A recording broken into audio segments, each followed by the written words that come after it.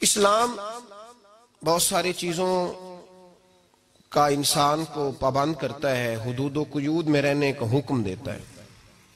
सहाबा किराम अलैहिम रिदवान के यहाँ शादी के मौके पर बारात लेकर के जाने का कोई रिवाज नहीं था।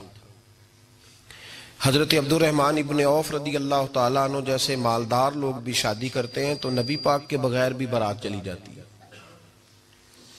कोई कॉन्सेप्ट नहीं इस तरह का कि ढेरों बारात लेके जाई जाए।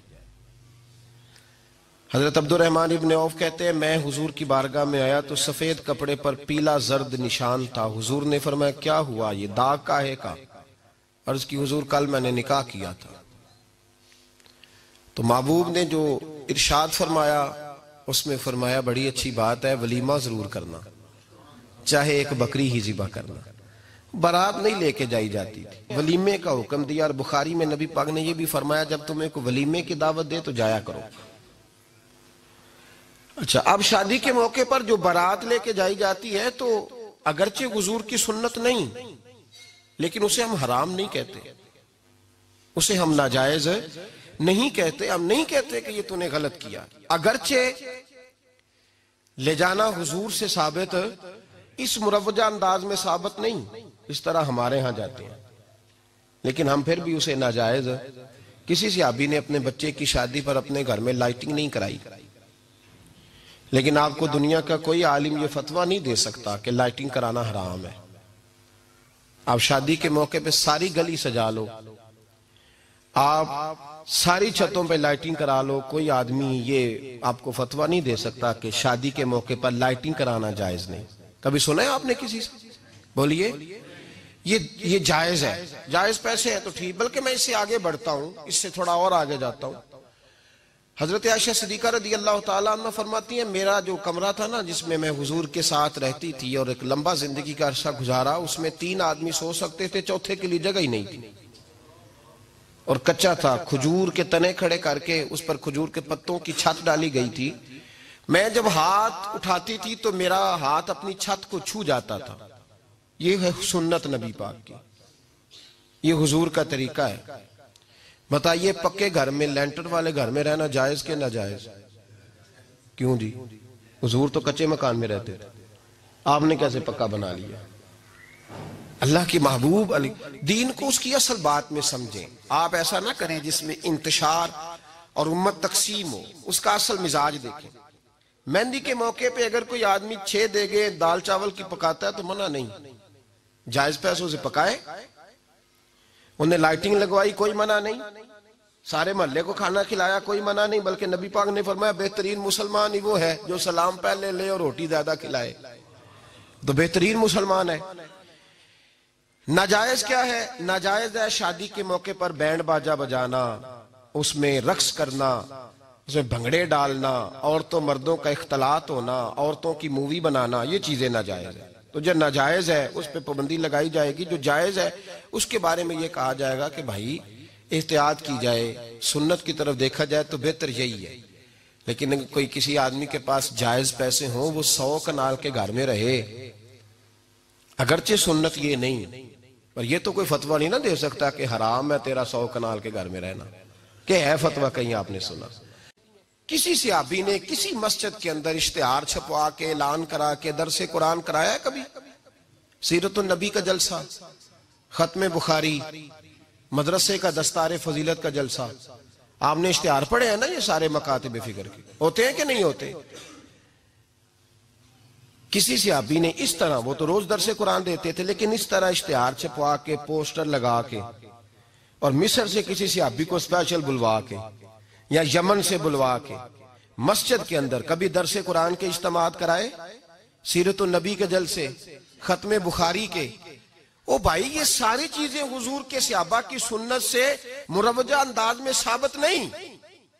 मुझे बता मेरे भाई, मैं दर्द के साथ तुझसे सवाल करता हूं कि सीरतुन नबी के जलसे में तू पेशावर से मौलाना बुलाए, पिंडी से बुलाए, तू गुजरात और कराची से लोगों को बुला करके अगर सीरत का जलसा कराए और तू उसमें एक आदमी को कराची से बुलवाया जा रहा है तो तूने उसको 20,000 की टिकट भी दी और इश्तिहार पे भी जलसे पे खर्च हुआ, फिर लंगर भी पका, खाना भी तूने खिलाया, ना तुझे कोई बेवा याद आई, ना तुझे कोई मिस्कीन याद आया, ना तुझे कोई गरीब याद आया।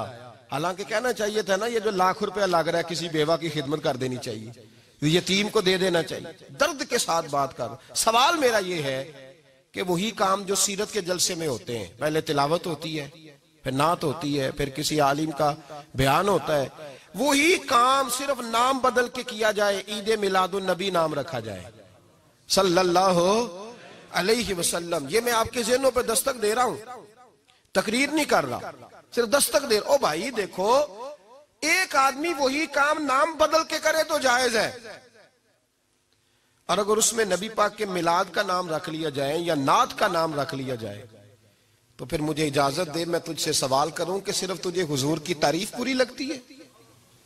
फिर मुझे इजाजत दे कि मैं तुझसे पूछूं कि सिर्फ तुझे नात अच्छी नहीं लगती? फिर मुझे इजाजत दे कि मैं तुझसे पूछूं कि तुझे सिर्फ रसूलुल्लाह के कसीदे अच्छे नहीं लगते? दे मुझे इजाजत कि मैं तुझसे सवाल करूं कि जहां जिक्र रसूल की बात आए वहां तू परेशान क्यों होता है? तुझे पता ही नहीं ये तो वो जिक्र है कि रब फरमाता है तुम बयान करो ना करो, व रफअना लका जिक्रक, महबूब मैंने खुद तेरे चर्चे सारी दुनिया में बुलंद फरमा दिए। और नबी पाक ने पूछा हजरत जिब्रील से कि चल जिब्रील तू बता, मेरी उम्मत को पता चले रब ने मेरा जिक्र कैसे बुलंद किया है। तो जनाब जिब्रील कहने लगे महबूबा रब फरमाता है मेरे नबी से कह दे जहां जहां तेरे रब का जिक्र होगा वहां वहां तेरा भी जिक्र होता रहेगा। ये तो मोहताज ही नहीं किसी का। इतनी जल्दी लोग बिफरते हैं। अल्लाह फरमाता है कुल बिफदलिल्लाह व बिरहमतिही फबिज़ालिक फलयफ़रहू। महबूब इनसे कह दो जब अल्लाह का फजल मिले, जब अल्लाह की रहमत मिले तो खुशी मनाओ।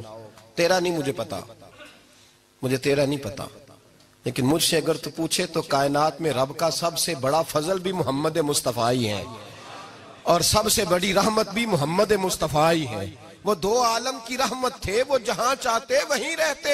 ये तो उनकी मेहरबानी है कि ये आलम पसंद आया। रब करीम ने तुझे आंख दी, दुनिया देखी तूने, रब करीम ने तुझे कुव्वत दी, तूने दुनिया घूमी, और फिर रब ने तुझे बेटे दिए तो मीठा मेवा, और बेटियां दी तो तेरे लिए बाइसे करम, तेरी छाती पे बच्चे चढ़े तो तूने कहा सबसे बड़ी नेमत यही है कि मालिक कहता है तू मेरा बंदा था, मैंने देना ही था, उसने दिया, एहसान नहीं जतलाया। लेकिन जब अपना नबी दिया तो कहा मैंने बड़ा एहसान किया तुम पे।